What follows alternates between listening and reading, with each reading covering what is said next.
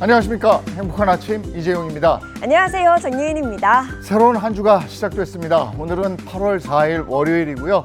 전국적으로 비가 왔는데 남부지방에 또 이렇게 집중호우가 내려서 비 피해가 속출하고 있어서 걱정이 되는 아침입니다. 매일 우리가 생활하면서 빨리빨리에 익숙해져 있잖아요. 뭐든지 음식도 빨리 나와야 되고. 네. 근데 우리가 먹는 자체도 빨라요. 네, 맞습니다. 그런데 사실 다 아실 거예요. 이렇게 빨리 식사하는 습관이 건강에는 좋지 못하다고 하는데요. 급히 먹을 때 위에 부담을 줄 수 있다고 하고요. 또 속쓰림이나 복부 팽만감까지 느껴질 수 있다고 합니다. 뭐 이렇게 바쁩니까? 식사할 때도요, 이렇게 꼭꼭 씹어야 된다는 거 아시잖아요. 15번에서 한 30번 정도는 씹어야 된대요. 네, 그래야 중요하죠. 소화력을 높일 수가 있다고 그럽니다. 네, 그리고 또 하나의 팁을 드리자면 식사 중에 스마트폰 보시는 분들 굉장히 많은데요. 그래도 밥 먹을 때만큼은 잠깐 스마트폰을 꺼두시는 게 좋을 것 같습니다. 식재료의 향이나 맛, 식감 모든 것을 오롯이 느끼면서 천천히 식사하는 습관이 건강에 도움이 된다고 하니까요. 오늘 한 주의 시작 한번 시작해 보시면 좋을 것 같습니다. 자, 월요일에 행복한 아침 활기차게 출발해 볼게요.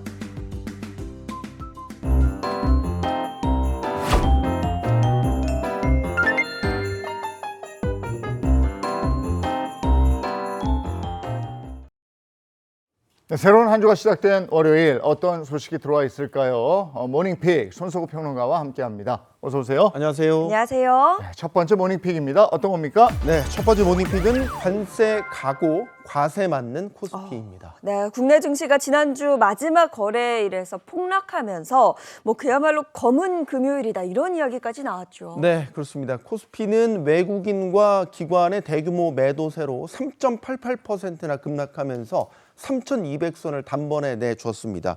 코스닥도 4% 넘게 떨어지면서 800선을 내주었고요. 그야말로 검은 금요일이었습니다. 코스피에서만 외국인은 6,600억 원, 기관은 1조 원 넘게 매도했고요.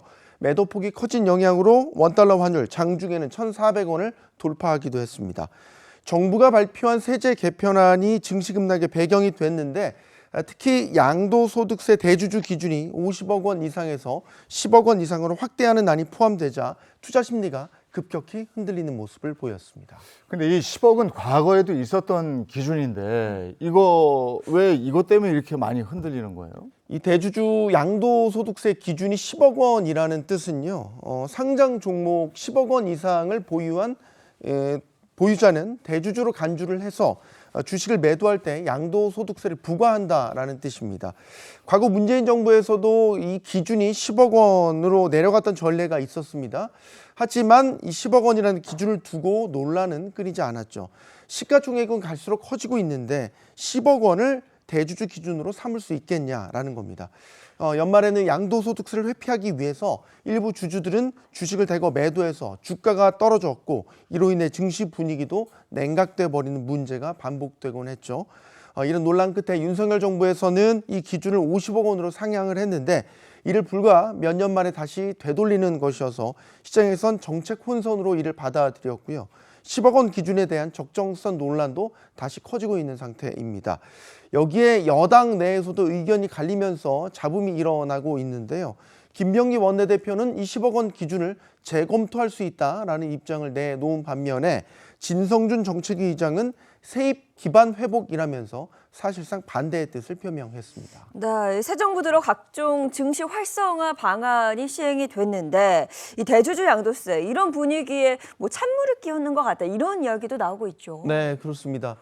이재명 정부는 코스피 5천을 목표로 내걸어서 각종 제도 개선과 투자 심리를 회복하는 정책들을 지원해 왔는데요. 대주주 양도세 기준 원복은 이 증시 활성화에 역행한다는 지적입니다. 아울러 이번 개편안에서 투자자들이 기대했던 배당 소득 분리 과세안은 당초 기대했던 것보다는 후퇴했던 수준이었고 증권거래소도 인상키로 하면서 시장에서는 정책 기조가 뒤죽박죽이다, 일관성이 없다는 실망감이 퍼지고 있는 겁니다. 급기야 국회 국민동의청원 게시판에는요. 대주주 기준 하향 반대라는 청원이 올라왔습니다. 하루 만에 7만 5천 명이 넘게 동의했고요. 현재는 또 9만 명을 돌파한 상태입니다. 이 미국 증시의 불안한 상황도 이번 낙폭에 큰 영향을 끼쳤다면서요? 네, 지난주 워낙 뜨거운 감자였죠. 도널드 트럼프 미국 대통령이 상호간세 행정명령에 서명을 하면서 한국을 포함한 주요 수출국에 대한 관세 인상이 본격화되고 있습니다. 즉 관세가 물가를 다시 자극할 수 있다는 우려가 나오기 시작한 거죠. 이런 가운데 미국 고용 지표도 예상보다 크게 부진하면서 미국 증시도 3대 지수 모두 크게 하락했고요. 달러 약세나 국채금리 급락, 또 금값 상승 같은 전형적인 이 경기 둔화 우려 흐름이 나타났습니다. 결국 국내 이슈와 함께 이 글로벌 악재가 동시에 겹치면서 한국 증시는 아시아 주요국 증시 가운데 가장 큰 낙폭을 기록하게 됐습니다. 이 앞으로의 흐름이 굉장히 중요할 것 같은데요. 앞으로의 흐름 좀 어떻게 보세요? 지금 증시를 한마디로 표현하자면 울고 싶은데 뺨을 맞은 격인 것 같습니다. 단기에 워낙 급등한 터라서 조정 분위기가 무르익었는데 이럴 때 딱 투자자들에게 민감한 정책 리스크가 터져서 지수가 급락세를 보인 거죠. 증시는 차익 실현 물량과 정책 실망감에 당분간 조정 내지 박스권 장세를 보이면서 투자자들은 실적에 따른 개별 종목들에 주목할 것으로 보입니다. 전문가들은 실적 기반 종목과 조선, 방산, 소프트웨어 같은 정책 수혜 업종들은 이번 조정장에서 저가 매수 기회가 될 수 있다고 진단을 하고 있습니다. 다만 정책 신뢰 회복 없이는 외국인 자금이 쉽게 돌아오긴 어렵다, 이런 지적도 함께 나오고 있습니다. 예, 정책의 일관성 그리고 시장과의 신뢰 회복, 이게 무엇보다도 중요할 것 같고, 오늘 이제 9시 장이 열리면 또 네. 오늘은 어떤 반응을 보일지 한번 장을 주시해 볼 필요가 있을 것도 같습니다. 자, 다음 픽은요. 네, 두 번째 모닝픽은 공포의 응급실입니다. 네, 응급실 말 그대로 1분 1초가 중요한 생명의 최전선인데 사실 공포와 응급실 어울리는 단어는 아니거든요. 네, 맞습니다. 말씀하신 대로 응급실은 이 생사를 다투는 곳이지만 그런 현장에서 오히려 폭력 행위가 끊이지 않고 있다는 점이 문제입니다. 최근 3년 사이 응급 의료 방해 신고가 37%나 증가했고요. 지난해에만 800건이 넘는 사건이 접수됐습니다. 소리를 지르거나 폭언 협박은 물론이고요. 실제 폭행까지 벌어지는 상황도 적지 않았습니다. 올해 상반기에도 300건 이상 신고가 이루어졌는데 응급실은 지금 의료진에게 두려운 공간이 되어가고 있습니다. 의료진의 진료 행위를 방해하는 이런 각종 요소들이 아직도 응급실에 존재하고 있다는 건데, 근데 이렇게 막 행패를 부리거나 진료를 방해하는 사람은 아예 의사들이 진료를 못하게 할 수 있는 뭐 이런 규정도 있지 않아요? 네, 맞습니다. 실제 정부는 폭력이나 위협이 예상되면 의료진이 진료를 거부할 수 있도록 하는 지침을 마련해 놓긴 했습니다. 하지만 현장 상황은 달라지지 않고 있는 게 현실인데요. 가장 큰 원인 중 하나는 음주 상태의 환자나 그 환자의 보호자입니다. 음주로 이성적 판단이 흐려진 상태에서 충동적으로 난동을 부리는 경우가 많은 건데요. 실제 지난해 신고된 폭력 사건 중에서 절반 이상이 주치자에 의한 것이었고요. 이런 경향은 최근 4년간 꾸준히 반복되고 있습니다. 이렇게 의료진을 위협하는 응급실 난동이 끊이지 않자 최근에는 의료진 보호를 위해서 의사단체가 법률 상담과 정신상담을 지원하는 신속 대응팀을 꾸려 대응하기도 했습니다. 응급실 가보면 정말 막 어떤 때 보면은요, 네. 정말 무슨 전시 상황 같이 아수라장이에요. 그러니까 주로 나부터 봐달라는 건데, 그렇죠. 응급 환자부터, 거기 온순이 아니고 응급 환자부터 보는 거고, 그리고 또 술 취한 사람들, 또 여기다 몸에다 그림 그린 사람들 와가지고 또 막 행패부리고, 정말 벌써 사나운 모습인데 제도적으로 보완이 좀 있어야 되겠다 싶은 건 전에부터 드는 생각이었어요. 자, 다음 모닝픽 전해주시죠. 네, 세 번째 모닝픽은 66배 늘어나는 이것입니다. 66배 늘어나는 이거 도대체 뭐가 이렇게 많이 늘었다는 거죠? 네, 바로 폭염입니다. 기상청이 발표한 최신 전망에 따르면요, 앞으로는 폭염과 열대야가 동시에 찾아온 뒤에 다음 날도 폭염이 이어지는 날이 지금보다 최대 66배 늘어날 수 있다고 합니다. 요즘도 이제 여름이 계속해서 이렇게 더운데 이게 하루 이틀이 아니고 계속 며칠씩 이어지니까 사람들이 지치잖아요. 네, 그렇죠. 이 폭염은 낮 기온이 33도 이상인 경우, 열대야는 또 밤 기온이 25도 이상인 때를 말하게 되는데요. 기상청은 복합 극한 기후 지수라는 걸 발표했는데 여기에서 말하는 이 복합 극한 고온일은 폭염과 열대야가 겹친 다음 날에도 폭염이 계속되는 날을 말합니다. 현재는 이 복합 폭염일이 1년에 하루도 채 안 되는 수준이지만 탄소를 많이 배출하게 되면 2030년대에는 약 5일이고요. 2060년대에는 27일, 2090년대에는 무려 56일까지 늘어날 수 있다고 전망했습니다. 서울만 보더라도 지금은 연평균 5일 정도였던 복합 폭염일이 2090년대에는 85일 가까이 될 거란 분석이 나왔는데요. 2달 넘게 밤낮 없는 더위가 이어진다는 얘기입니다. 야, 지금도 열대야 때문에 잠 못 이루시는 분들 굉장히 많은데 이게 상상만으로도 아찔합니다. 근데 요즘 이 극한 폭염을 보면 뭔가 특정 지역에 국한된 일은 아닌 것 같아요. 네, 맞습니다. 지금은 이제 비교적 선선한 강원도조차 2090년대가 되면요. 40일 넘게 폭염과 열대야가 이어질 수 있다는 전망이 나오고 있습니다. 전국적으로 밤낮 없는 더위가 일상이 될 수 있다는 경고인 셈이죠. 이 시나리오는요. 2100년 이산화탄소 농도가 1089 ppm까지 치솟는 고탄소 시나리오를 기준으로 한 것이지만 반대로 태양광이나 풍력 같은 재생에너지 사용을 늘리고요. 탄소 배출을 줄이면 2090년대에도 이 복합 폭염일이 약 6일 수준에 머무를 수 있다는 분석도 있습니다. 결국 온실가스를 얼마나 줄이느냐에 따라서 미래 여름의 난이도가 크게 달라질 수 있는 거죠. 기온뿐 아니라 비도 마찬가지인데요. 기온과 강수량이 함께 높아지는 날이 현재는 연 8일 수준이지만 앞으로는 최대 18일까지 늘어날 수 있다는 전망이 나오고 있는 만큼 미래 세대를 위해서 기후 위기에 대한 대비가 꼭 필요해 보입니다. 아니, 많은 기후학자들이 이런 말 하잖아요. 지금 당신이 보내고 있는 이 여름이 당신의 인생에 있어서 가장 시원한 여름일 것이다. 점점 더 더워진다는 얘기고, 이게 분명히 지구가 인간에게 보내는 어떤 경고죠. 네, 이거 신호죠. 무시해서는 안 될 것 같습니다. 자, 오늘 마지막 모닝픽인가요? 네, 그렇습니다. 네 번째 모닝픽이고요. 직원 대신한 AI입니다. 네, 최근 AI가 빠르게 발전하면서 앞으로 대부분의 직업이 사라질 것이다.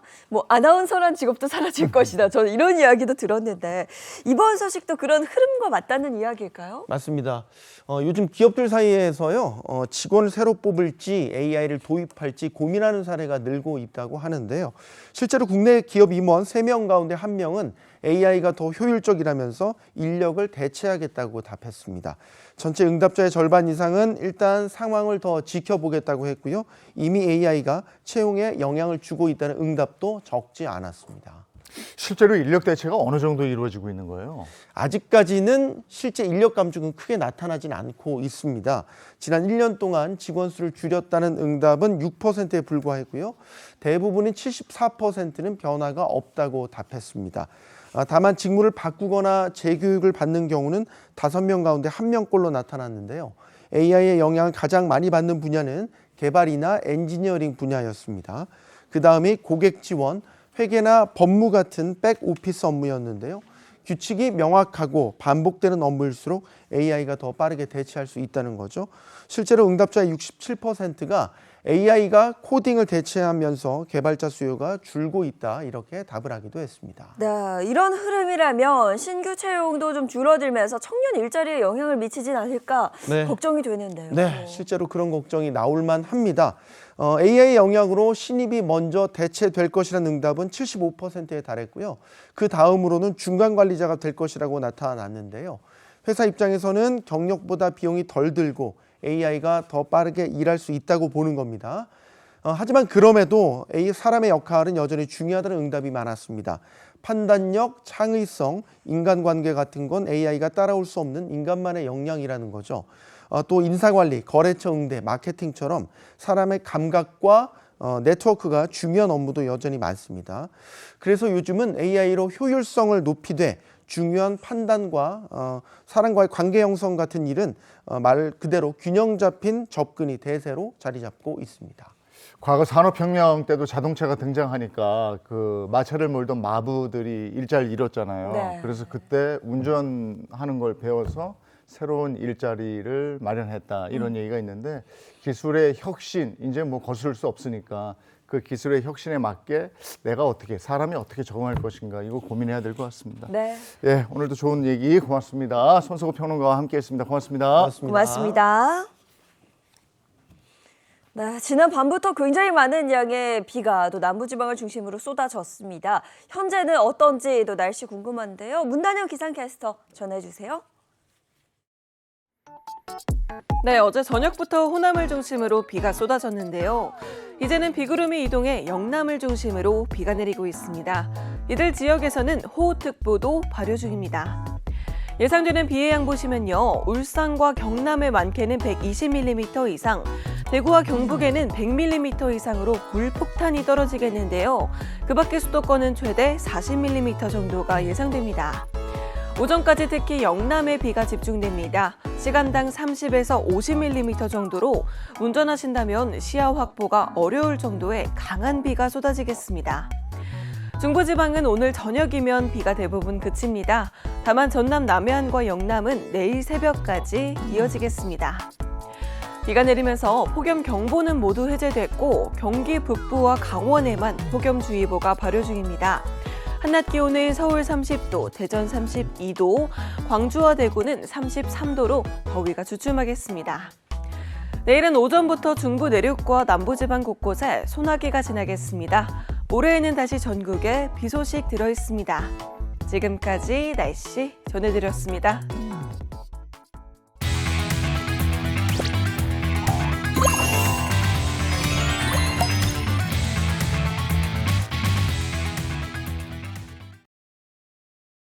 행복한 아침 함께하고 계신 지금 시각이 7시 47분을 향해 가고 있습니다. 자, 이번엔 월요일에 고민 해결사 방송인 박수림 씨 그리고 장진택 기자 또 이호선 상담심리 전문가 어서 오세요. 네, 반갑습니다. 반갑습니다. 네, 반갑습니다. 자, 그리고 월요일에 법률 해결사죠. 강성신 변호사, 임주혜 변호사 함께합니다. 반갑습니다. 안녕하세요. 이 교수님 오늘 준비한 주제는요? 네, 첫 번째 주제 바로 이겁니다. 어떻게 오늘 아늑하게 집에 계신가요? 우리가 보금자리라는 말을 쓰는데 이거야말로 우리의 쉼터이자 동시에 우리 가족이 함께 따스하게 지낼 수 있는 가장 핵심적인 온도의 자리라고 볼 수 있을 텐데 오늘 저희가 함께할 이야기, 이 보금자리가 한순간 지옥이 됐다라고 하는 사연입니다. 저희 함께할 사연 바로 이겁니다. 생애 첫 집인데 깡통 전세래요. 꽁트로 먼저 만나보시죠. 어릴 때부터 제 꿈은 행복하고 단란한 가정을 꾸리는 거였습니다. 사랑하는 사람과 결혼해서 토끼 같은 자식들과 알콩달콩 사는 일. 그러기 위해서 가장 먼저 해야 할 건 바로 신혼집 마련이었는데요.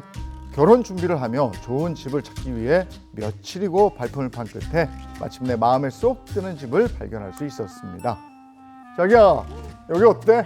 어머, 신축 빌라네. 엘리베이터도 있고 방도 너무 크고 좋다.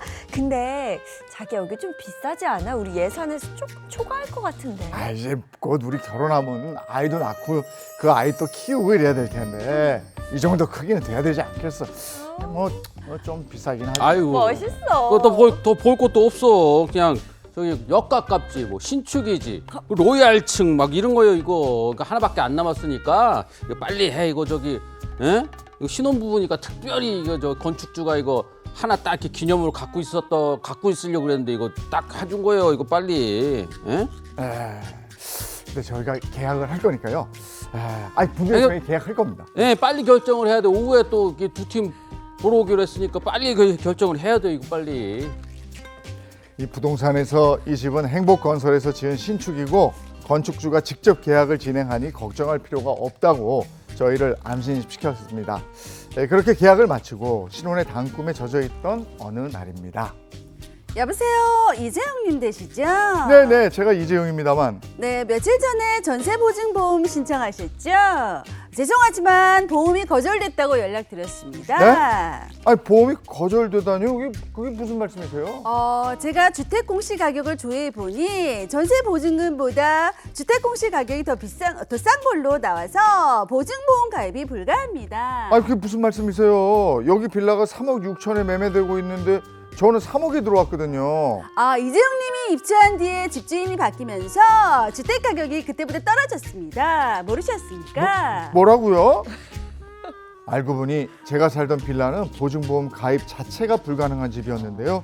제가 입주한 이후에 매매 거래가 이루어져서 집주인이 바뀌었고 새 매매 가격이 제 전세 보증금보다 낮아 소위 말하는 깡통 전세가 된 상황이었습니다. 설상가상 집주인은 보증금을 돌려줄 돈이 없다면서 그냥 계속 살라고 하는데 대체 저는 어떻게 해야 하나요? 이거 정말 가만해. 큰일입니다. 어. 요즘 뭐 신혼부부나 사회 초년생을 대상으로 깡통 전세, 이 전세 사기가 기승을 부리고 있다는데 이게 대체 어떻게 된 일일까요? 자세히 좀 전해주시죠. 네, 이야기는 이렇게 됩니다. 30대 A 씨가 이제 결혼을 하게 되면서 신혼집으로 서울의 신축 빌라 전세 3억 원에 계약을 하게 됩니다. 중개업자가 뭐라 그랬냐? 분양가가 원래 이 전세금보다 높기 때문에 깡통 전세 걱정 없다. 이렇게 안심을 시켜줬어요. 또 실제 인터넷에도 거래 가격으로 이 분양 가격으로 나온 게 3억 6천이었습니다. 그러니까 차이가 좀 있죠. 네. 그래서 큰 의심 없이 입주를 결정하게 되는데 입주 당시에는 요 보증보험 가입도 가능하다. 요 얘기를 들었어요. 그런데 막상 6개월 뒤에 확인을 해봤더니 보증보험 가입이 불가능한 이런 주택이었던 겁니다. 이게 어떻게 됐나 알고 봤더니 이 A 씨가 입주를 한 뒤에 이 매매 거래가 이루어졌고 이 실제 거래가가 2억 8천이었던 겁니다. 그러니까 이 A 씨 보증금보다 낮은 일명 깡통 전세였던 겁니다. 그래서 더 큰 문제는 뭐였는가? 집주인이 보증금을 돌려줄 수 없다. 못 돌려준다. 세입자를 다시 구하든지 아니면 그냥 살아라. 이런 입장을 고수하면서 이 A 씨는 아주 난처한 상황에 처한 겁니다. 이 전세 사기, 깡통 전세 이거는 뭐 진작부터 들어왔던 네, 얘기인데 요즘 들어서 또 이렇게 피해가 크게 늘고 있다면서요? 네, 깡통 전세 사기 정말 요즘에 많습니다. 그 최근 국토교통부에 따르면요, 전세 사기 피해 건수만 해도 전국적으로 2만 5천 건에 이른다고 합니다. 이 문제가 뭐냐면 대부분의 피해 연령층이 40세 미만이에요. 40세 미만이 74%가 넘는 것으로 나타나는데요. 그 다음은 정말 우리 사회 초년생인 20, 30대가 또 뒤를 잇는 걸로 조사가 되었습니다. 네, 부동산 계약은 원래 믿을 만한 사람과 함께 가는 게 좋다 뭐 이런 말 하잖아요. 특히 신혼부부나 사회 초년생 부동산 딱 가면 무슨 말 하는지도 모르겠고 맞아. 어수룩하거든요. 그래서 어떤 전세 사기 유형이 있는지 미리 좀 하나하나 잘 알아두는 게 굉장히 중요할 것 같습니다. 맞아요. 이 부동산 계약이라는 게 내가 살면서 가장 처음으로 내가 지금까지 벌어둔 모든 돈 내지는 내가 지금까지 써본 가장 큰 돈을 쓴 때가 첫 부동산 계약이라고 볼 수 있는데 네. 그만큼 챙길 것도 많지만 사기 피해가 너무나도 심각하기 때문에 미리미리 그 유형을 알아두는 게 중요합니다. 여러 가지 유형이 있는데 대표적인 것들을만 좀 살펴보자면요. 나랑만 계약을 하는 게 아니라 다른 사람하고도 동시에 계약을 하는 이중 계약. 문제 되는 경우가 있잖아요. 그리고 제대로 등기부등본 같은 거 확인을 안 하면 사실 집주인은 다른 사람인데 나한테 말만 번지르르 하게 하고 있는 중간에 아무것도 아닌 사람이랑 계약을 하게 되는 경우들도 있거든요. 그리고 지금 가장 문제되고 있는 게 바로 깡통 전세입니다. 이른바 딱 시세라는 것을 확인하기가 어려운 특히 신축 빌라를 대상으로 해서요. 전세값이 오히려 매매가보다 높은 내지는 비슷한 그런 전세를 들어가는 경우들이 있어요. 예를 들어서 이 신축 빌라의 매매가액이 2억 원 정도인데 전세를 오히려 2억 1천만 원에 들어가는 경우들이 있거든요. 이제 이런 걸 우리가 깡통 전세라고 불리는데 요즘 깡통 전세와 관련된 보증금을 반환받지 못하는 사례가 정말 기승을 부리고 있는 겁니다. 근데 궁금한 게 아파트는 공시지가나 시세 정보가 좀 비교하기 쉽게 좀 잘 나와 있잖아요. 근데 사연에서는 공시지가를 확인하고 계약을 했단 말이에요. 근데 정작 나중에 실제 매매 가격이 왜 이렇게 차이가 나는 거예요? 이런 사기 피해는 내가 제대로 안 알아봐서 아니면 내가 정보가 부족해서 네. 당하는 게 아닙니다. 요즘 이런 신축 빌라 사기는요, 말 그대로 조직적인 범죄예요. 그러니까 피해자가 범죄야? 알고도 속을 수밖에 없는 그런 구조를 띠고 있습니다. 그러니까 처음에 이 건축주 입장에서는 당연히 분양가를 높이 팔면 좋겠죠. 네. 그리고 분양을 대행하는 분양대행사 입장에서는 이거 전세금만으로도 다 비용 충당 가능합니다. 이렇게 홍보를 하게 되겠죠. 이 가운데 또 브로커도 끼게 되고 바지 사장도 끼게 됩니다. 그러니까 구조를 보자면 신축 빌라를 짓고 나서 네. 사실상 이 빌라는 아파트보다는 시세라는 것을 명확하게 확인하기가 어려워요. 아파트는 주변에 비교가 될 만한 그런 곳들이 많기 때문에 네. 같은 동인데 15층이랑 10층 가격이 크게 차이 나진 않잖아요. 시세라는 게 있는데 신축 빌라는 일단 그 동호수가 작다 보니까 명확한 시세를 확인하기가 어렵습니다.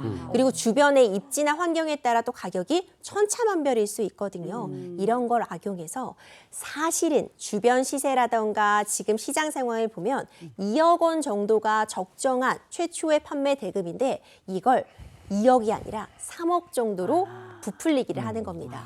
이걸 건축주랑 분양 대행사가 말 그대로 입을 맞추면 이 분양가가 사실은 2억이 적당한데 3억 정도로 올리는 건 사실 쉽거든요. 그다음에 문제는 전세는요 2억 5천에 받는 겁니다. 그럼 이거 매매가보다는 적당하고 내가 신축으로 들어가는 이점을 누리겠다 하면 2억 5천에 전세를 들어오는 사람이 생기는데 제가 앞서 적정한 분양가는 2억이라고 말씀드렸잖아요. 네. 그러니까 전세금만으로 이 빌라를 소유하고 네. 오히려 5천만 원 정도 이득을 본 걸 브로커와 중간에 시행사와 건축주가 나눠 가지게 되는 아이고야. 거죠. 이런 방식들이 횡행을 되면서 왜 한참 뉴스에 빌라왕 이런 얘기 맞아요. 있잖아요. 네, 빌라와. 이런 방식을 통해 내 돈은 한 푼도 들이지 않고 빌라를 400채, 500채, 와. 600채씩 가진 거죠. 저는 이건 빌라 사기왕 이렇게 명명하고 싶고요.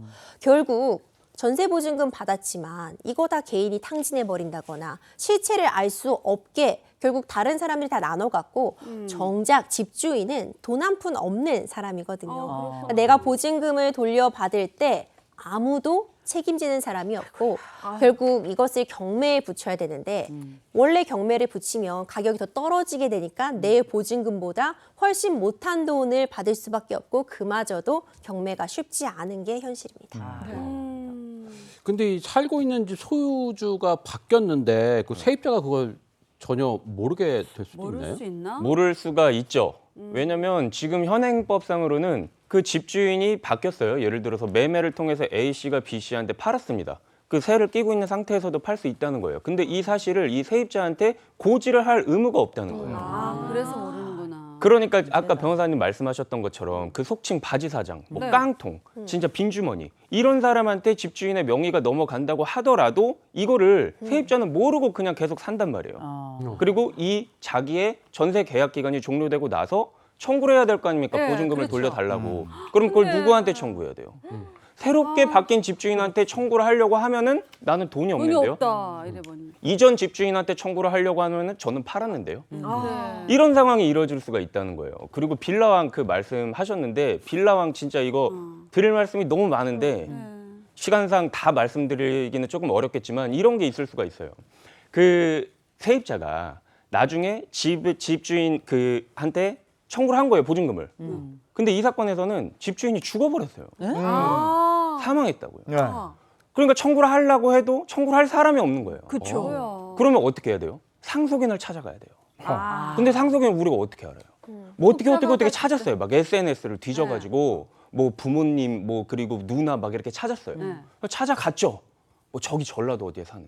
근데 상속 포기를 한 거예요. 어허. 아, 그럼 그것도 안 후순위 돼. 상속인한테 가요. 그 후순위 손자 상속인은 너 어떻게 아주 알아? 아래. 그러니까 물론 이런 경우에 그 재산 관리인을 선임하고 이런 절차가 있기는 한데 결국에는 이게 시간이 엄청 오래 걸린단 말이에요. 그리고 이 사람의 그 상속인들을 찾아다니는 그런 일, 그건 사실상 불가능해요. 보증보험 제도가 있죠. 보증보험 제도가 있어서 이 보증보험 제도를 통해서 보증금을 돌려받으려고 해도 어떤 게 있냐면 집주인과 임대차 계약이 정상적으로 종료되었다는 확인을 받아와라는 거예요. 제가 그랬어요. 이 제 사건이었거든요. 네. 죽었는데 어떻게 받아오냐? 그러니까. 상속인한테 받아오세요. 어떻게 받아오냐? 상속인이 누군지 모르는데. 그 TF팀에 문의하시라. TF팀이 어딨냐? 나한테 데리고 와라. 내가 물어보게. 이런 상황이 있었거든요. 이게 진짜로 너무너무 심각한 사회적 문제예요. 이게 집주인이 바뀌어도 알 수도 없고 그래서 그래도 다행인 사실은 이런 게 너무 사회적으로 문제가 크게 되다 보니까 국회에서 움직였습니다. 네. 국회에서 움직여서 아까 말씀드렸던 거는 현재까지는 이 집주인이 바뀌더라도 이거를 임차인이 알 수가 없다고 했잖아요. 근데 이런 거를 이제 고지를 하도록 의무 조항이 신설이 됐고 만약에 세입자가 그 사실을 알았어요. 근데 새로 바뀐 주인이 정말 이런 변제 자력이라던가 이런 게 하나도 없는 빈주머니다. 이런 경우가 있을 수 있으니까 1개월 내에 이런 경우에는 나는 이 임대차 계약 해지하겠습니다. 라고 하는 입법이 지금 발의 중입니다.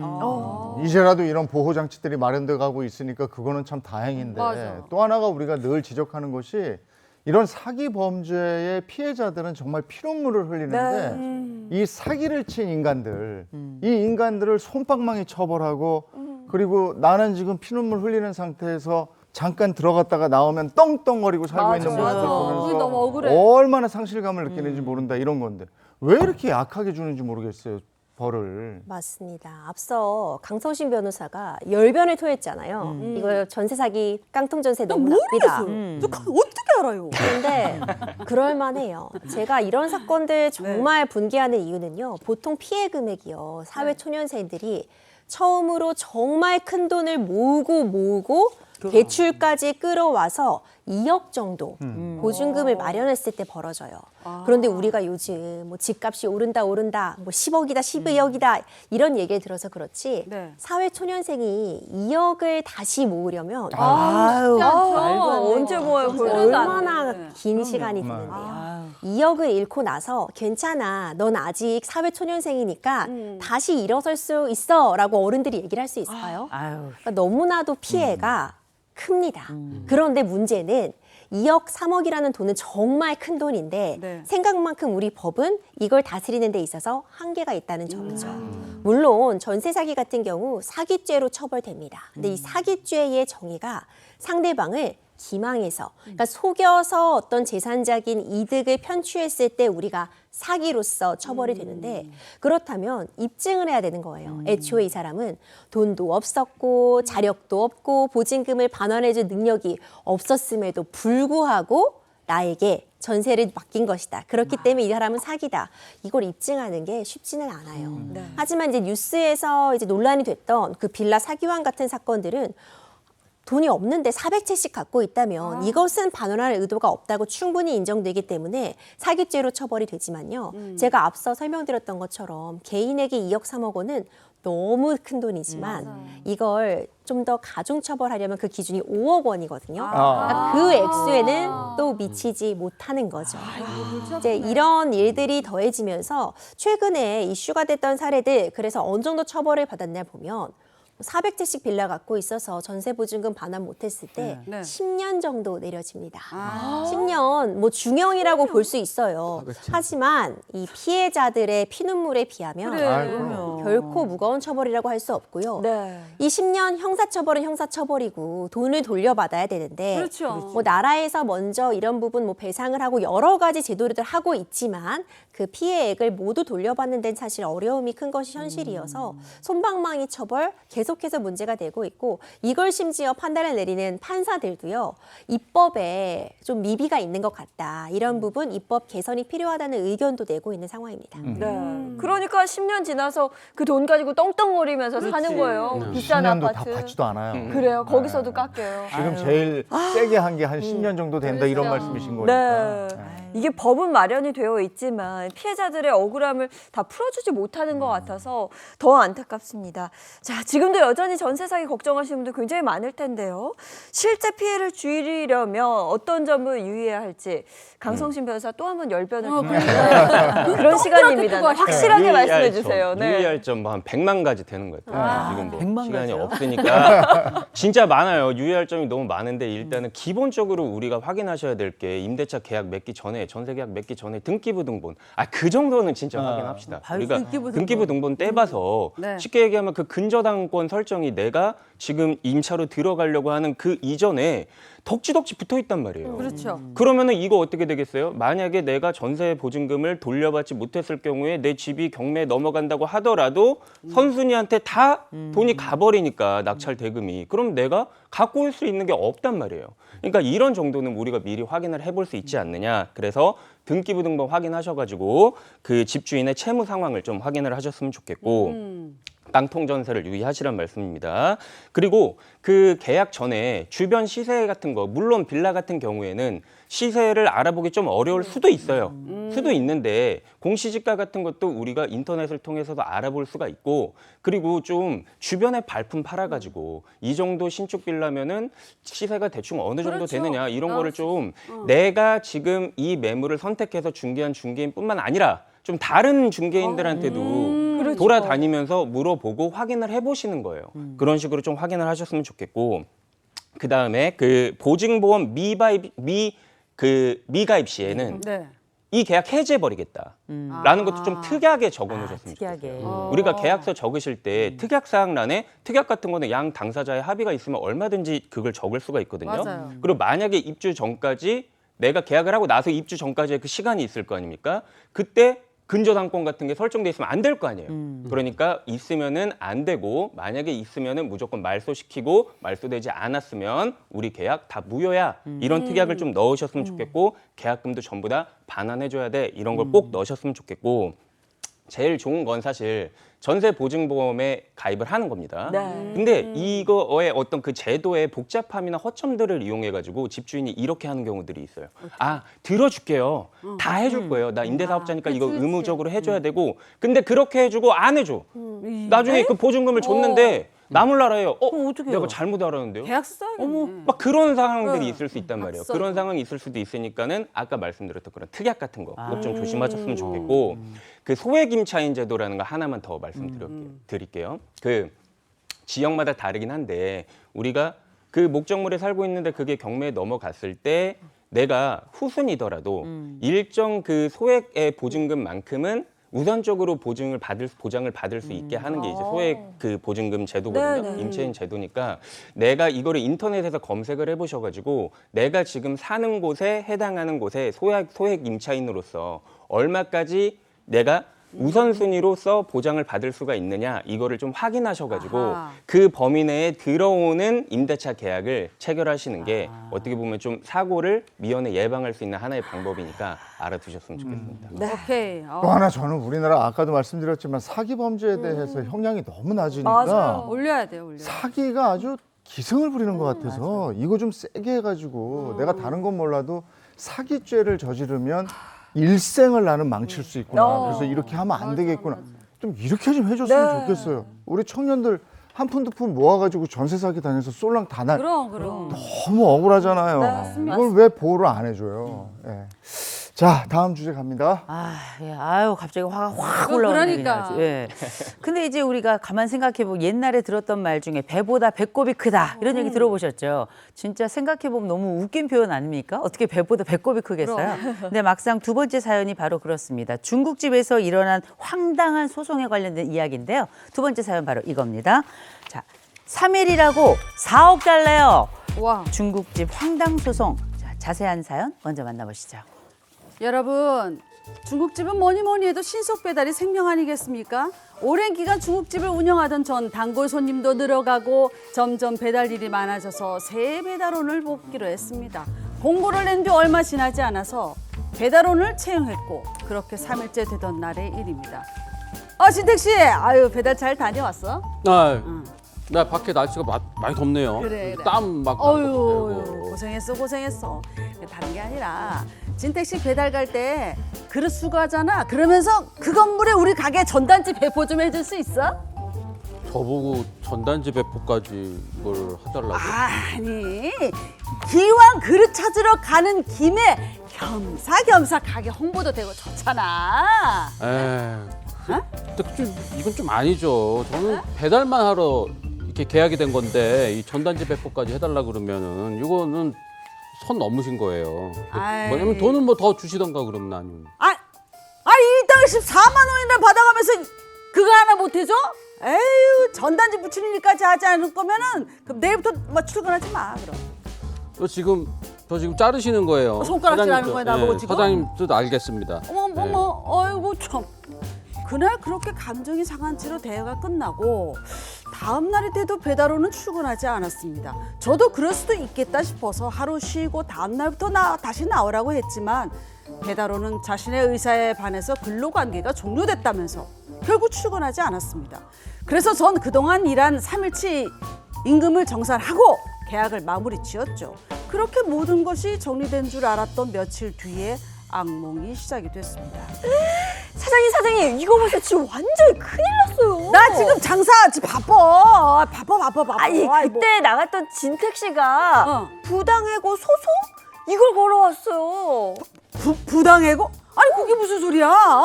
아니 그때 서로 이야기 잘하고 정리됐는데? 아니 지금 이거 보세요. 아, 지금 자기가 부당해고 당했다면서 해고 기간에 있던 임금하고 뭐 위자료까지 달라던데 네.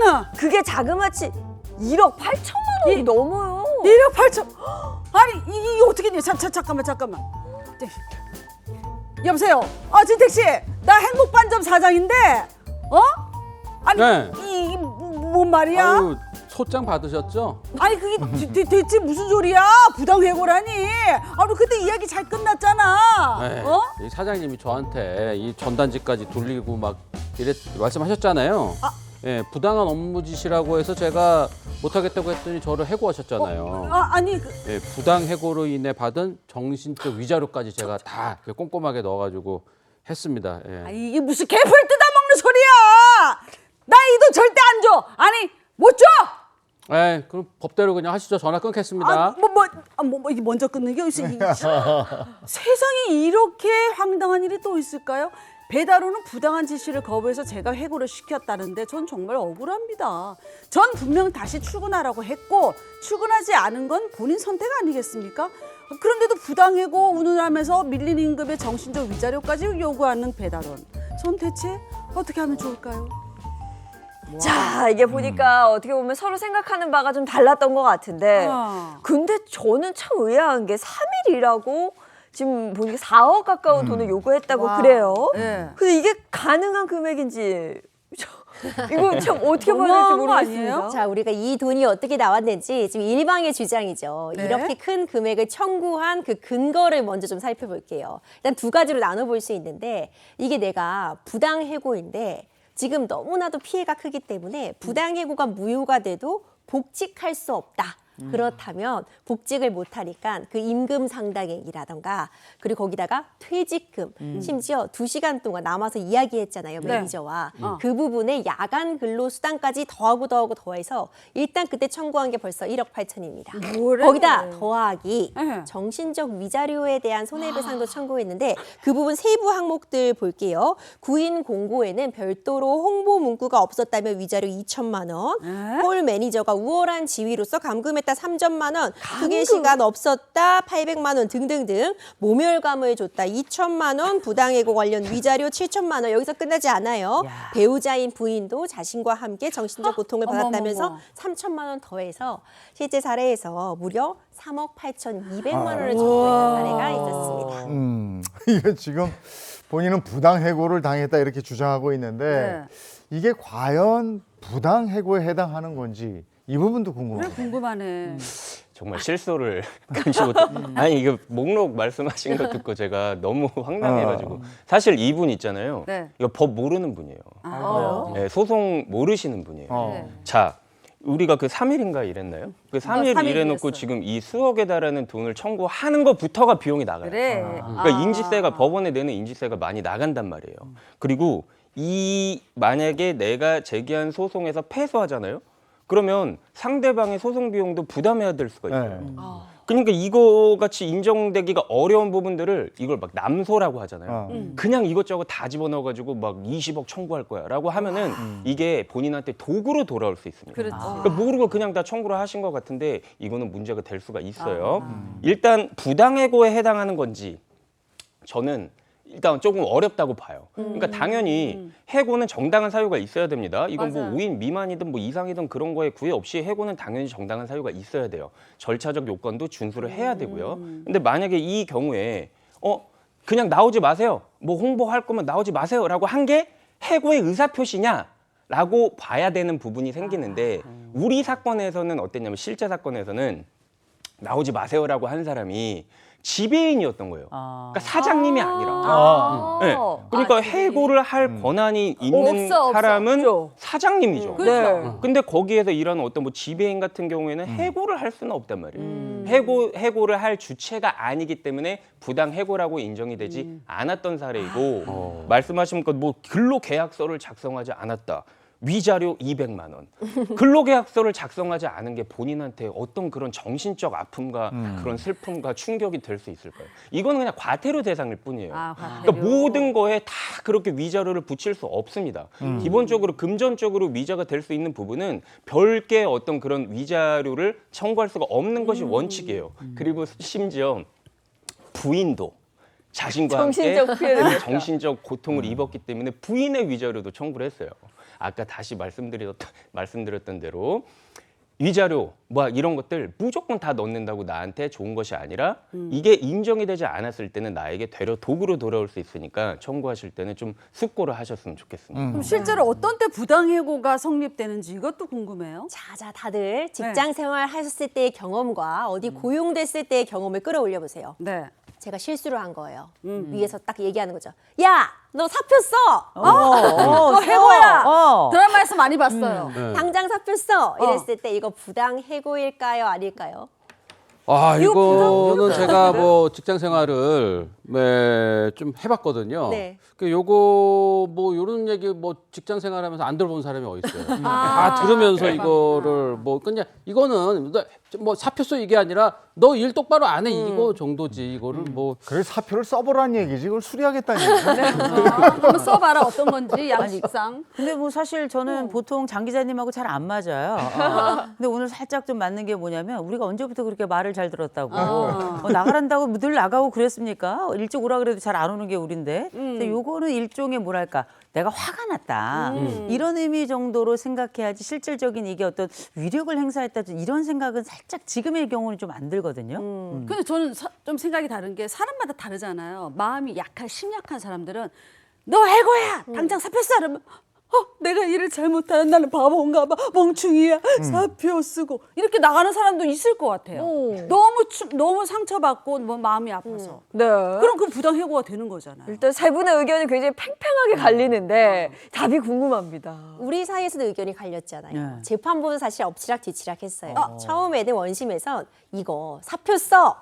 너 일 똑바로 해. 이런 우발적인 표현이다 해서 이것이 부당해고는 아니라고 봤습니다. 네. 하지만 대법원 가서는 바뀌었어요. 실제로 어떤 버스 회사에서 무단결근한 다음에 관리팀장이 사표 써. 그래서 실제로 사표 쓰고 버스키 반납하고 부당해고 구제 신청했던 사례였는데 우와. 대법원에서는 실제로 이런 표현을 듣고 차키도 반납을 했고 회사에서도 별도로 어떤 조치를 취하지 않았다면 이것은 우발적인 표현이 아니라 실제로 해고가 된 거다 이렇게 판단을 했거든요. 결국 상황에 따라 맥락에 따라 누가 어떤 지시를 했는지에 따라 달라질 수는 있을 것 같습니다.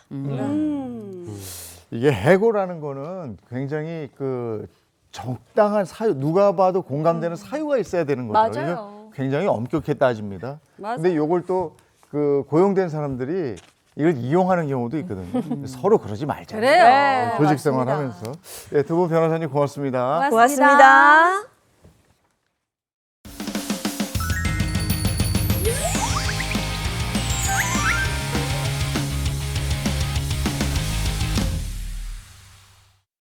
네, 마음의 가면을 벗고 진짜 마음을 마주하는 시간, 이호선의 복면 상담소 시작하겠습니다. 오늘의 주인공은요. 네, 요즘 자립할 능력이 있지만 그 편안함 때문에 부모 품을 떠나지 못하는 캥거루족이 늘고 있다고 합니다.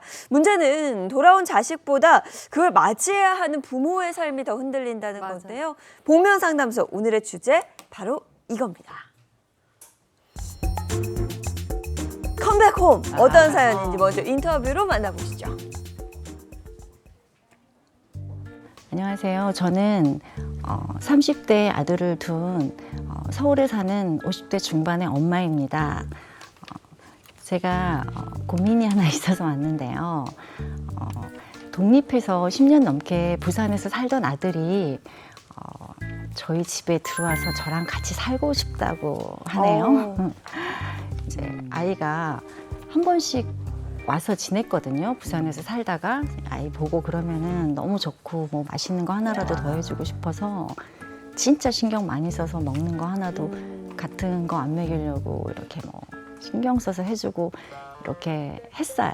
근데 이제 다시 들어오는 거는 일단은 제가 일이 너무 많아요. 하루만 지나도 막 한 일주일 된 것 같이 그렇게 돼 있어요. 그럼 제가 매일 그걸 정리를 안 할 수도 없고 책상 위에 막 일하는 책상 위에 뭐 이렇게 쓰레기 있고 이러면 제가 또 보기가 너무 힘들어가지고 이렇게 새벽에 들어와서도 애 자고 있으면 올라가서 쓰레기 주워갖고 내려오고 이렇게 좀 했었어요. 진짜로 걱정돼갖고 또 그런 거 정리해 주는 것도 사실 쉽지 않고 빨래 일단 식사가 또 많이 힘들고 저희 남편은 집에서 식사를 자주 안 해요. 주말에만 제가 같이 한두 끼 해먹거나 외식하거나 이런 패턴으로 지내고 있어요. 사실은 거의 자유롭게. 아들 때문에 매일 식사 준비를 두 끼를 이상을 이렇게 준비하는 게 너무 힘들더라고요. 좀 신경 써서 뭐 맛있는 반찬 해주다 보면은 일주일이면 돈 100만 원 그냥 들어갑니다. 진짜 그런 부분도 애한테 따로 이렇게 달라고 하는 것도 사실 민망해요. 이거를 얘기를 하는 게 맞는지 아니면 내가 그냥 한 길게 한 넉넉 잡고 한 5년만 또 죽었다 생각하고 또 자녀를 위해서 또 희생을 좀 해줘야 하는 게 맞는지 진짜 모르겠습니다. 진짜. 야, 끝나질 오랜만에 않네. 함께 살게 된 아들이 반갑기도 하지만 현실적으로는 참 좀 부담도 되고 아, 그쵸. 뭐 이런 고민이에요. 네. 어떻게 들으셨어요? 저는 오랜만에 아들이 들어온다 그러면 너무 반가울 거라 생각이 들었는데 가만 보니까 10년이잖아요. 10년 동안 떨어져 있어서 각자의 생활 방식이 있단 말이에요. 또 여기 사연자 같은 경우는 남편 밥도 잘 안 챙겨주고 자유롭게 생활하던 사람인데 갑자기 아들들은 밥도 해줘야지 빨래도 해줘야지 너무 혼란스러울 것 같아요. 네. 반갑기도 하지만 무조건. 근데 며칠 있다 가는 건 괜찮은데 이걸 살겠다 이런 건 그쵸. 또 다른 거니까 이거는 생각이 고민될 것 같은데. 저도 어머님 심정은 조금 이해가 가는 게 네. 저도 아들이 미국에서 이제 공부하고 있잖아요. 그러다 이제 가끔 방학 때 이렇게 한국에 와가지고 우리 집에 있으면은 한 일주일 좋아. 일주일 너무 좋아. 너무 화목해. 근데 이제 일주일 지나가면은 이 친구가 뭐 미국에서 있다 보니까 우리랑 먹는 것도 너무 좀 많이 다르지. 다르고 뭐 생활 습성도 좀 낯설고 막 이러면서 약간 애매해지는 경우들 막 이런 경우들이 좀 생겨요. 떨어져 있으면 소중함을 느낀다고. 떨어져 있을 땐 참 보고 싶고 서로 막 전화 가지고 막 하면서 애틋함도 느끼고 하는데 또 지금 말씀처럼 계속 같이 있다 보면 아이고 이거 안 가나 그래. 이런 것도 있죠. 박수림 씨는 언제 독립했어요? 저는 21살 때인가? 어. 그러니까 이 서울 와서 혼자 살다 보니까 너무 편한 거예요. 늦잠 자고 마음대로 먹고 싶은 거 먹고 친구들 불러서 술 마시고 뭐 너무 좋죠. 그러다가 보니까 혼자 내가 생활을 하려면 빨래고 집안일이고 뭔가 다 해야 되니까 이게 서서 힘들더라고요. 네. 이게 네. 보통 일 아닙니다. 맞아요. 근데 저 같은 경우는 집이 좀 엄해서 독립을 사실 꿈도 못 꿨거든요. 딱 30에 결혼하면서 집을 나온 건데. 맞아요. 근데 이런 저 같은 캥거루족이 요즘 정말 많이 늘었다고 합니다.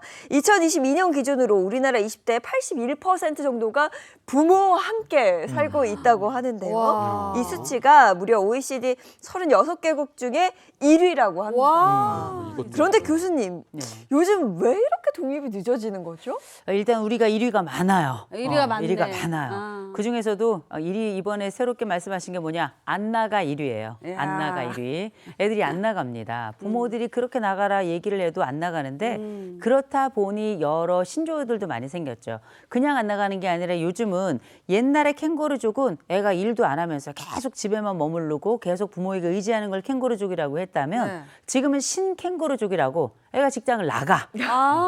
근데도 계속 부모랑 이렇게 같이 살면서 부모가 주는 밥 먹고 빨래해주고 청소해주고 그 집에 그냥 같이 사는 거예요. 아하. 또 어떤 애들은 나갔다가 다시 들어와요. 부모들이 이걸 그냥 들어온다 하지 않고 기어 들어온다. 야유. 이렇게 설명을 하는데 이걸 우리가 연호족이라고 부릅니다. 연호족. 돌아오는 거죠. 그리고 이제 어떤 그 애들은 직장이 있던 없던 상관없이 본인이 버는 것 이상을 써가면서 부모들의 연금에 계속 빨대를 꽂아가지고 의지하고 살아가는 요 사람들 제가 빨대족이라고 이름 지었습니다. 연호족 빨대. 그러니까 이런 이야기들이 우리에게 지금은 특별한 이야기가 아니라 굉장히 일반적인 이야기가 됐어요. 그렇다 보니 지금 우리가 장예인 아나운서 말씀하셨던 말씀하셨던 것처럼 세계 1위의 기록을 지금 갖게 된 거거든요. 근데 거기에는 사실 안타까운 얘기도 있죠. 제일 먼저는 취업이 너무 어려워요. 너무 어렵고 취업은 했지만 사실 우리가 살아야 되는 이 물가가 너무 높다 보니까 내가 버는 것 가지고 집 구하고 생활해 가면서 뭐 저축해 가면서 이게 어렵습니다. 그렇다 보니 당연히 결혼도 안 하거나 혹은 결혼을 했다 하더라도 사는 게 팍팍해서 들어와서 의지하면서 목돈 마련하겠다. 이런 사실상 명목은 선명하지만 그 모든 과정을 겪어내고 떠받쳐야 되는 건 부모거든요. 이게 만만치 않으니까 사실상 저는 독립이 뭐냐라고 물어본다면 물리적인 독립이 정말 전 독립이라고 생각하고요. 또 실질적으로 집 안에 있더라도 누가 어른이냐, 화장실 변기 청소 해봐야 전 어른 됐다고 생각하고요. 더 나아가서는 저는 속옷 빨래하고 자기 겉옷 빨래, 두꺼운 빨래까지는 해봐야 그야말로 저는 좀 독립의 여지를 가지고 있다라고 생각을 하거든요. 요즘 부모님들 이거 보통 일 아니고요. 그래. 심지어 이 부모들이 자기를 받아주지 않는 것에 대해서 이 자식들이 대단히 분노해가면서 울면서 상담실에 찾아오는 경우도 굉장히 많습니다. 네. 근데 이호선 교수님의 이야기가 딱 맞는 게요. 실제로 청년들에게 왜 독립하지 않느냐 이렇게 물었다고 합니다. 가장 많은 답이 딱히 독립의 필요성을 느끼지 못해서였다고 하고요. 그 외에도 부모님과 사는 게 편해서, 집값이 너무 비싸서, 그래. 또 생활비가 부담돼서 뭐 이런 이유들이 있었고요.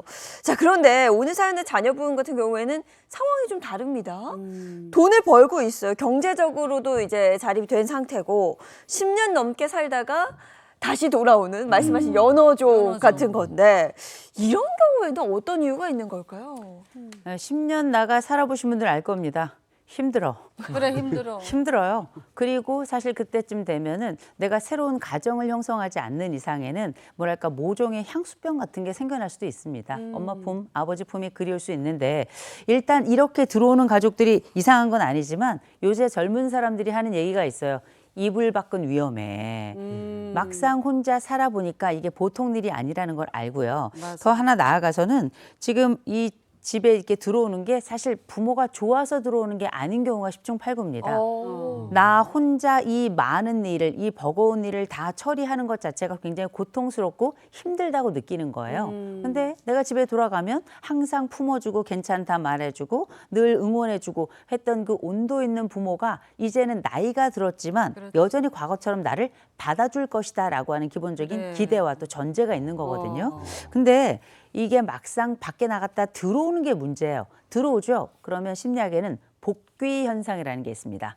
복귀 현상은 뭐를 생각하시면 되냐면 이상하게 남편들이 이 명절 때 집에만 돌아가면 갑자기 들어 누워가지고 그렇게 이제 배 긁으면서 자는 양상을 보게 너무 되는데 편하거든. 그 옛날 아들이 하던 아들로서의 행동이 그대로 반복되는 거예요. 밖에 나갔다 우리가 철이 들었다 생각하지만 집에 들어오면 옛날 구조가 다시 형성되는 다시 돌아온다. 겁니다.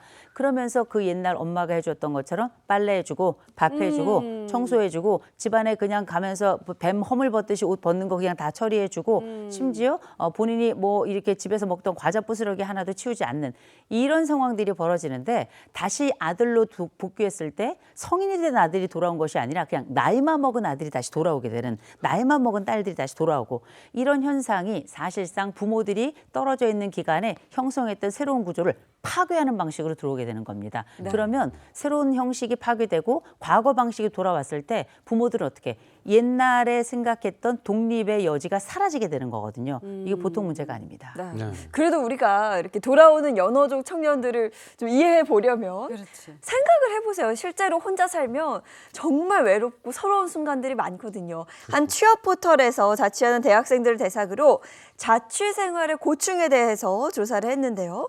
자취생들이 꼽은 가장 서러운 순간 1위는 아플 때였다고 합니다. 2위는 배고픈데 밥이 없을 때, 3위는 공과금이 예상보다 많이 나왔을 때, 4위는 밥을 혼자 먹을 때였다고 합니다. 결국 자취의 어려움은 뭐 단순한 생활의 불편을 넘어서 내 마음이 좀 외롭고 정서적인 외로움, 불안하고 이런 데서 맞아. 출발을 하는 것 같아요. 맞아, 맞아. 집에서 나가서 혼자 살면 그 독립적인 공간에서 내가 자유롭게 마음대로 할 수 있을 것 같죠. 근데 내가 감당해야 될 부분이 너무 많아서 그럼요. 네. 그러다가 좀 살다가 이제 집에 가면 편안하고 다 해주고 이러니까 들어가려고 그래요. 그렇지. 근데 이제는 부모님들이 좀 부담스러운 거예요. 그렇죠. 뭐 해주는 것도 부담스럽지만 경제적으로 부담스러운 면도 있기 때문에 그렇죠. 여기서는 이제 조율에 들어갈 부분들이 좀 있는 거죠. 그건 필요한 것 같아요. 그러니까 아들이 혼자 살 때는 본인이 뭐 이것저것 해먹을 돈이 어느 정도 나간지는 모르겠지만 아들 잠깐 엄마 집에 오잖아. 그러면 아유 쟤들은 못 챙겨 먹는데 잘 해줘야지 하고 막 갈비도 한우로 해가지고 막 좋은 거 LA 필요 없어. 우리 다 국내산으로 막 친환경 제품 막 이렇게 돈이 엄청 많이 들어가거든요. 근데 그게 왔다 가는 게 아니라 같이 산다 생각하면 돈이 그때 봐봐요. 사연자분도 아들 올 때마다 한 주에 100만 원씩 나갔다 했단 말이에요. 그럼 진짜 합가하게 되면 생활비 이거 만만치 않거든요. 네. 요거 잘 조율하셔야 돼요.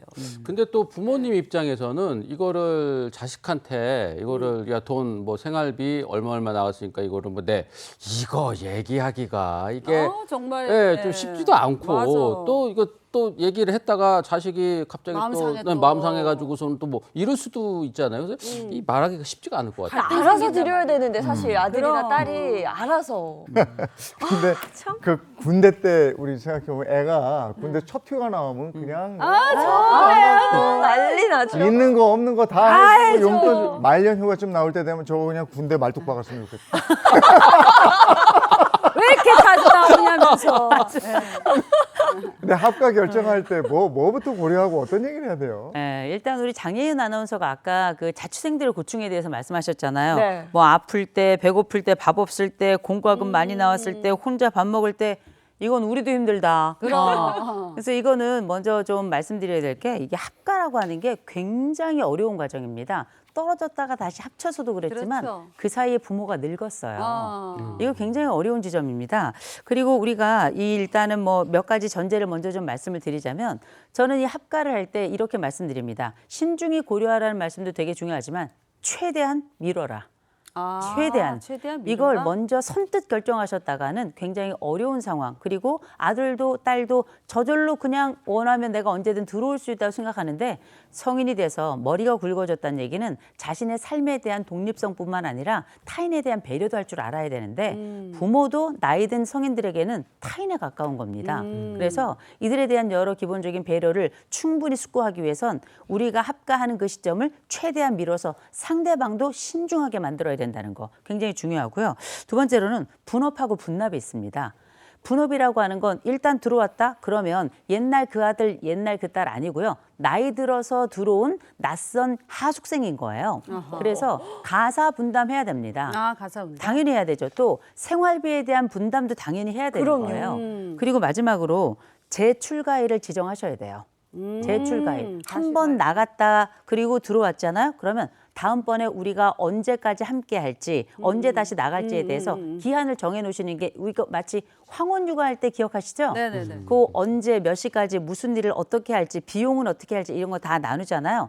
그리고 아이를 언제까지 볼지 보는 게 굉장히 중요합니다. 이런 합의, 곧 기간에 대한 합의도 냉정하지만 제가 늘 드리는 말씀이 있습니다.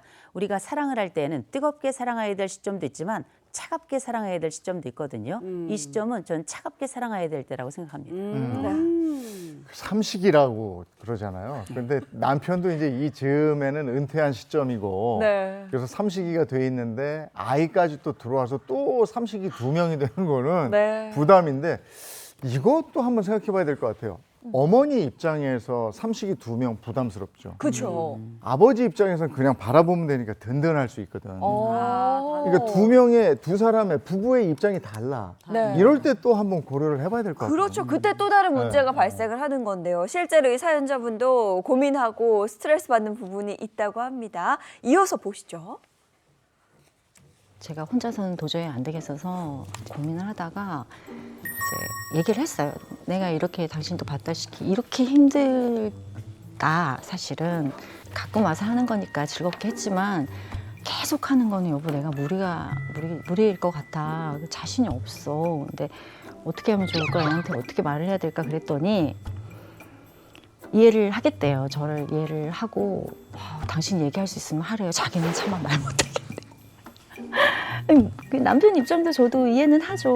이해는 하는데 남편이 사실 조금 총대를 매줬으면 제가 옆에서 아 그래 아빠 말대로 엄마가 사실은 그냥 기쁘게 어서 와 했으면 좋겠는데 이게 참 조금 엄마가 많이 힘들었어. 그냥 네가 다르게 집을 구하고 엄마가 가끔 챙기면 안 되겠니라고 이렇게 가져가고 싶은데 아빠는 말 못하겠대요. 자기는 그냥 그래서 워낙 또 사이도 좋아요.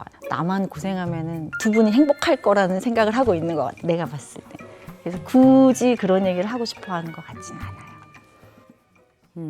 네, 이 사연자분은 남편이 아들에게 조심스럽게라도 이야기를 좀 해줬으면 좋겠다 이렇게 바라고 있는 것 같은데 정작 남편은 그 이야기를 꺼내기가 또 힘들어 어려워요. 보이거든요. 맞아. 그럼 왜 이런 걸까요, 교수님?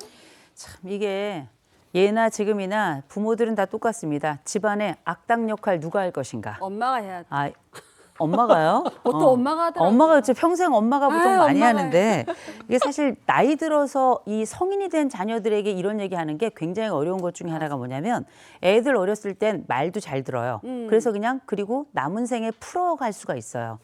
성인이 된 자녀들에게 까딱 말 잘못하잖아요. 평생 원수됩니다. 이거 굉장히 어려운 말이에요. 누가 얘기를 하는가. 이게 옛날에 우리가 고양이 목에 방울 단다 이런 얘기 나오죠. 네. 굉장히 어려운 거거든요. 그 방울 누가 다냐? 쥐가 달아야 되는 거예요. 근데 이게 까딱 잘못했다가는 잡아먹히는 거 아니겠어요? 그래서 이게 굉장히 어려운 주제인 겁니다. 그래서 제가 일단 말씀을 드리는 건 이게 보통 그 부모와 자식 간의 관계가 아무리 좋다 하더라도 이게 굉장히 민감한 주제예요. 왜냐?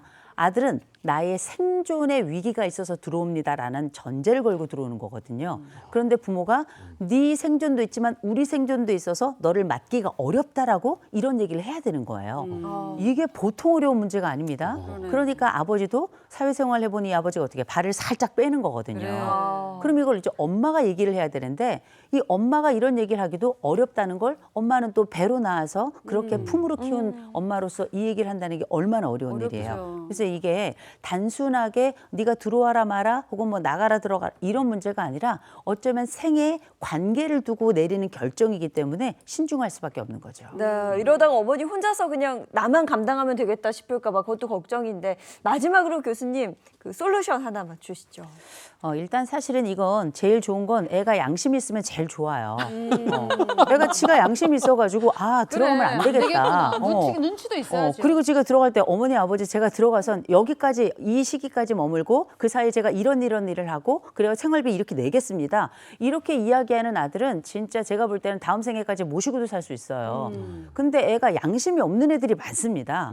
나이가 들면 양심은 성인의 양심을 가져야 되는데 아이의 마음으로 그냥 들어오는 경우가 많이 있거든요. 그래서 그런 경우가 만약에 아니라면 제일 먼저 부부가 나란히 앉아서 애 앉혀놓고 얘기해야 됩니다. 우리가 사실 너무 차갑게 들릴지 모르겠지만 우리 사정이 이렇다. 그래서 우리가 너를 뭐 한 6개월 정도까지는 함께 할 수 있겠다. 그러나 그 뒤는 어렵다라고 기간을 아예 부모가 정하시는 게 좋아요. 그리고 또 한 가지는 생활비에 관련된 얘기, 가사에 관련된 얘기 하셔야 됩니다. 그리고 이거 하지 않으면 우리도 어쩔 수 없다. 그리고 너 아다시피 우리도 요거 집 세 놓고 다른 데 이사 가고 또 전세 가야 우리의 노후비 요 이렇게 작성 또 준비를 해야 된다. 그러니 너도 알고 있어라. 우리도 이사 갈 준비를 하고 있으니 너도 너의 이사 갈 준비를 하거라라고 얘기하시고 최소한의 기간 동안에 함께 하시길 바랍니다. 그리고 그 기간 동안에 선명하게 약속을 잘 정해서 이행했을 때 자녀에게도 얘기해 주셔야 돼요. 고맙다. 이 약속 이용해줘서 이행해준 그 약속을 보면 넌 앞으로도 잘 될 거다. 그러나 우리가 약속한 기간까지는 함께 해주고 그 뒤로도 나갈 준비를 꼭 했으면 좋겠다. 그리고 여기 이제 함께 우리 방송 보시는 분들 자녀들 계실 텐데 알아서 잘 미리 부모님께 먼저 말씀드리기를 좀 권해드립니다. 네. 양심이 있어야죠. 네. 그리고 애들 나간 다음에 큰 집에 그냥 계시지 마시고요. 집 줄여가세요. 그래야 돼. 방 이 방이 남잖아. 없다. 못 들어오게. 네. 이 방 없다. 여기까지 고맙습니다. 고맙습니다. 네, 오늘도 전국적으로 비 예보 나와 있습니다. 날씨 중요한데요. 문단영 기상캐스터 바로 전해주세요. 네, 현재 서울의 하늘은 비가 그쳤습니다. 구름만 잔뜩 끼어서 햇빛도 조금씩 들어오고 있는데요. 어제부터 많은 비가 내렸던 남부를 중심으로는 거의 그쳐가면서 약한 빗줄기만 남아 있습니다. 그래도 아직까지는 비 소식이 남아 있으니까요. 접기 편한 우산 챙겨주시면 좋습니다. 예상되는 비의 양 보시면요. 울산과 경남에 최대 120mm 이상, 경북과 대구에는 100mm 이상으로 물폭탄 수준입니다. 그 밖에 수도권에는 최대 40mm 정도가 예상됩니다. 비 그치는 시점 보시면요. 중부지방은 오늘 저녁이면 대부분 그치겠고요. 다만 전남 남해안과 영남을 중심으로는 내일 새벽까지 이어지는 곳이 있겠습니다. 비가 내리면서 폭염경보는 모두 해제됐고 현재 경기 북부와 강원을 중심으로는 폭염주의보가 내려져 있습니다. 자세한 최고기온 보시면요. 서울 30도, 대전 32도, 대구가 33도까지 올라서 극한 폭염은 잠시 주춤하겠습니다. 내일은 오전부터 중부지방과 남부 내륙 곳곳에 소나기가 지나겠습니다. 수요일에는 오전부터 중부지방을 시작으로 다시 한번 전국에 비 소식이 들어 있습니다. 지금까지 날씨 전해드렸습니다. 내린 비로 또 비 피해가 생겨서 걱정인데 계속 오늘도 비가 온다는 거죠? 네, 맞습니다. 기상정보 잘 확인하시고요. 안전한 하루 보내시기 바랍니다. 좋은 하루 되시고요. 저희는 내일 아침 7시 30분에 돌아올게요. 행복한 아침, 행복한 하루 되십시오. 고맙습니다. 고맙습니다. 즐거운 밤의 세상 Say the next channel A